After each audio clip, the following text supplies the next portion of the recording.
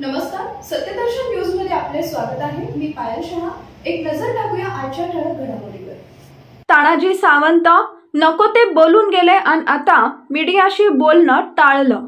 अजित पवारांच्या राष्ट्रवादी सोबत आपल्या आयुष्यभर पटलं नाही, आता आपण मांडी लावून बसलो आहोत, परंतु बाहेर आल्यावर उलट्या होतात, असे तानाजी सावंत यांनी म्हटले।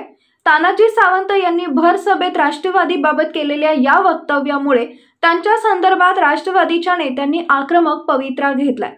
तानाजी सावंत यांनी भर सभेत केलेल्या वक्तव्यामुळे उपमुख्यमंत्री अजित पवार यांना थेट सत्तेतून बाहेर पडण्याची विनंती वजा आवाहन राष्ट्रवादीच्या दादा गटाकडून केलं जात आहे।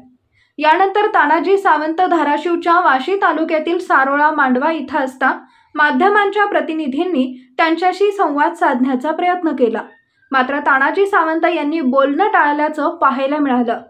तानाजी सावंत यांनी प्रसार माध्यमांशी बोलण्यास नकार दिला आणि म्हणाले, माझा इतर वेळ कमी असतो, मला भेटू दे लोकांना, असं म्हणत तानाजी सावंत हे यानंतर पुढच्या कार्यक्रमासाठी रवाना झाल्याचं पाहायला मिळाले। बघा व्हिडिओ।